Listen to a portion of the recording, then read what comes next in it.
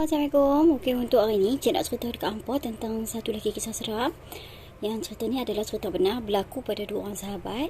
Mereka dua ni memang ada hobi mancing yang sangat-sangat ekstrim. Tak kira lah kat mana ada orang cakap ada banyak ikan, lubuk ke, tempat kolam ke, sungai ke, laut ke, mereka akan pergi.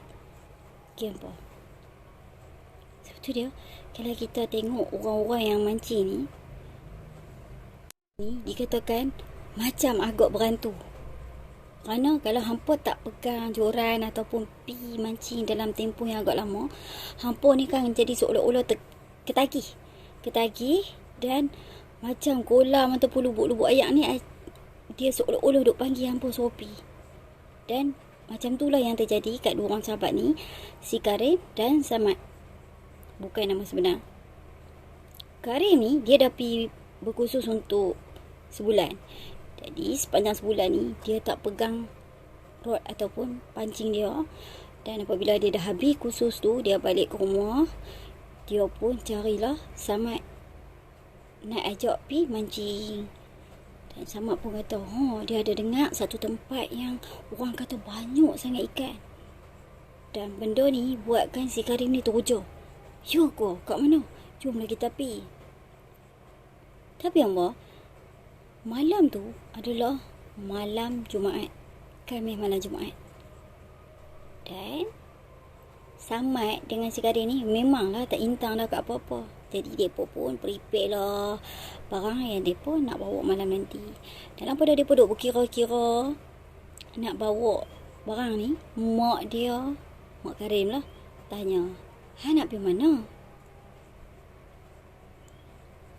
Dia pun kata kat mak dia, macam biasalah mak, cik nak pergi mancing dengan Samad. Tapi malam ni kan malam Jumaat, mak rasa tak sedap hati lah. Selalunya orang kata malam-malam Jumaat ni ada benda-benda tak elok nanti boleh jadi. Tak payah pergi lah Karim, kata mak dia. Loh mak ni dah sebulan dah cik tak pegang joran. Rindulah. Mak ni terlalu duk fikir negatif sangat, percaya sangat kepercayaan-kepercayaan karut ni, dia kata kat mak dia. Biasalah, bagi dia orang tua fikir yang bukan-bukan. Cuba yang fikir yang baik-baik, doa yang baik-baik. Mak dia pun malas sebetulnya nak tegur. Dah tegur pun tak jadi apa. Mereka dua ni asyik duk sembang lah tentang pengalaman mereka sebelum ni yang betapa syoknya kan. Tiap kali joran mereka tu kena sentap dengan ikan. Sambil gelak-gelak. Dan malam yang mereka kata nak pergi tu, petang tu mereka dah bertolak. Dalam pukul 5 lebih macam tu mereka dah pergi. Pukul 6 lebih mereka dah sampai. Dan mereka teruskan jalan kaki masuk ke arah lubuk yang dikatakan orang tu. Dan pada waktu tu pun hampa, keadaan kat situ dah menyeramkan. Sebab tempat tu kan tak ada rumah orang. Dan lorong kecil yang mereka lalu ni pun agak sunyi. Dan selepas 30 minit mereka jalan kaki macam tu, mereka pun sampai dekat lubuk yang dikatakan orang tu. Dan lubuk ni memang betul besar weh. Dan kawasan kat situ seolah-olah dah orang macam tarah-tarah dan tebal-tebal. Sebab sebelum ni mungkin ada orang dah pernah main mancing dan buat perkemah kat situ. Dan pada waktu tu dah dekat pukul 7 lebih. Mereka pun set up kemah, buatlah unggun api sebab terlalu banyak nyamuk dengan agar. Habis badan ni katai-katai lah. Kerana binatang ni duk main gigit, nak isap daripada mereka, free kan. Jadi waktu dah habis dah semua tu, si Karim ni cakap kat Samad, Mat, masuklah nasi. Nanti kalau kita dah dapat ikan, tak perlulah kita nak susah-susah nak masak nasi pula, kata Samad. Karim pun okey. Mereka dah kata yang mereka main malam ni, mereka nak mancing, lepas tu nak pakai ikan lah gunanya. Esok pagi-pagi baru mereka nak balik. Okay, lepas mereka pun dah masak nasi semua dah siap. Dekat pukul 8 lebih, dekat pukul 9 je tu, baru mereka start memancing. Betul weh, memang lubuk tu banyak ikan. Tuk je dapat ikan, tuk je dapat ikan. Kira tu yang mereka bawa untuk nak bubuh ikan ni memang dah hampir penuh. orang kata sampai seolah-olah macam gila lah. Macam perasaan tu jadi teruja kan. Oi ya, seronok. Hang satgi aku dapat ikan kan. Sampai depa ni macam seolah-olah dah jadi macam tamak, tak kerti nak stop. Lagi buatkan depa ni seronok sebab ikan kat situ saiz-saiz dia semua besar-besar. Oh, jarang lah depa pergi mancing dekat satu tempat ni. Ikan dia memang betul-betul besar lah. Jadi depa ni pun duk kalik lagi lah duk mancing. Kalau boleh depa nak bagi penuh tu hitung tu. Dan keadaan depa ni duk seronok-seronok, tiba-tiba depa terdengar bunyi suara perempuan menangis. Suara perempuan menangis ni dalam keadaan sayup-sayup pada mulut dia tau. Dia macam terdengar jauh, macam dibawa angin, dan semakin lama semakin kuat. Samad dengan Karim ni pun berhenti bercakap dan fokus pada apa yang mereka dah dengar ni. Masing-masing memandang ke arah masing-masing dan sambil duk buat angkat bau. Kemudian suara tu jadi semakin jelas, macam seolah-olah ada kat belakang mereka tau. Macam seolah-olah bunyi tu ada kat belakang mereka. Memaksa mereka berkali-kali duduk kali belakang nak tengok apakah gerangan makhluk yang menangis tu. Kemudian terbau pula haruman bau kemian. Macam seolah-olah ada seseorang yang duk bakar kemian dekat kawasan tu. Kemudian suara menangis tu seolah-olah macam semakin kuat. Ayak tiba-tiba berkocok daripada dalam lubuk. Angin datang secara tiba-tiba bertiup. Pada waktu tu lah mereka nampak macam satu kepala timbul daripada permukaan lubuk ayak tu. Dan mata dia tepat merenung ke arah mereka berdua. Dan hampa tahu, pada waktu ni lah baru mereka tersedar yang kawasan tu berhantu. Dan mereka pun cepat-cepat tarik mata pancing mereka. Dan mereka pun nak segera beredar daripada situ. Mereka pun capailah mana yang dapat. Suara yang menangis tu tadi tiba-tiba dia bertukar menjadi ketawa mengilai yang kuat dan menggerikan. Dia ni seolah-olah mengejek si Karim dan Samad ni yang takut. Dan akhirnya si Karim dan Samad pun cepat-cepatlah berjalan menuju ke arah lorong yang mereka masuk tadi. Tapi apa? Sekali lagi mereka diduga apabila mereka berpusing dekat tempat yang sama hampir 30 minit tak jumpa jalan keluar. Suara tu masih lagi duk berbunyi mengilai sambil duk ketawa kat mereka. Dan akhirnya si Samad ni tak tahan. Dia terpaksa melakukan azan dengan agak kuat. Dan alhamdulillah barulah mereka nampak jalan nak tuju ke arah kereta mereka. Cepat-cepat mereka pun buka pintu kereta dan masukkan barang-barang mereka. Tapi apabila mereka dah masuk dalam kereta, sekali lagi enjin kereta tak dapat nak dihidupkan. Puah si Samad ni pulah kunci. Masih sama, enjin tak mau hidup.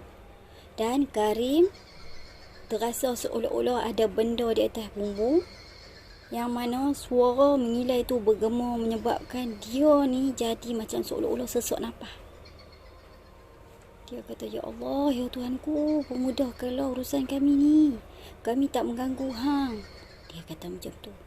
Dan si Samad ni macam biasa, dia pun baca ayat-ayat Quran, ayat suci Quran dengan suara yang agak kuat. Dan alhamdulillah dia pula kunci lagi sekali dan kereta pun hidup. Dia pun laju je bawa kereta tu untuk balik. Sepanjang jalan mereka tak bersuruh apa-apa. Masing-masing diam dan fikir sebenarnya apa benda yang mereka dah jumpa tadi. Bila dah sampai dekat rumah si Karim, pun ambil barang-barang dia, bagi salam. Dan alhamdulillah mak dia buka pintu. Mak dia kata, "Ai, awal balik Karim. Hang kata nak balik pagi." Dia kata, "Tak apa mak, tak apa. nanti cik beritahu kat Mak Lin. Dia pun terus masuk ke dapur dan letakkan barang-barang yang dia bawa, termasuk datung ikan dia kat dapur. Okey hampa. Pada waktu ni lah mak dia kata, ada apa-apa yang tak kena ke? Tak ada apa mak, tak ada apa. Oh, hampa pergi berdua je ke? Mak dia kata. Yalah mak, kami berdua. Berdua apa? Mak nampak ada perempuan kat kursi belakang, baju putih, rambut panjang. Kekasih si Samad ke? Tak kenal pun dengan mak. Kata mak dia. Serta-merta si Karim ni, dia tak tahu nak cakap apa dah kat mak dia. Hampa tahu. Dia macam blur sekejap. Dan pada masa tu, dia pun pergilah mandi untuk bersihkan diri dia. Kemudian, lepas dia dah habis tu, dia pergi balik kat kotak ikan untuk dia ambil ikan-ikan tu nak masukkan dalam peti sejuk. Ikan dalam tu semua dah berbau.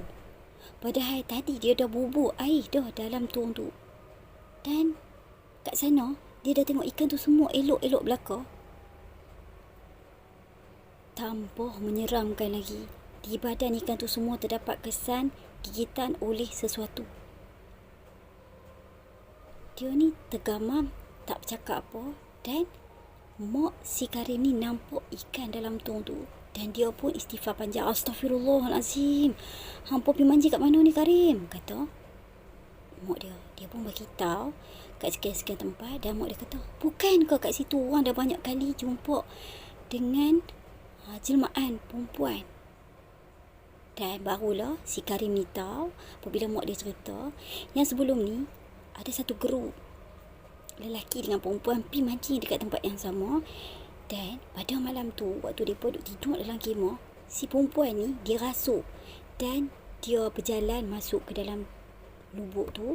Keesokan hari dia, barulah kawan-kawan dia nampak mayat dia timbul di permukaan air.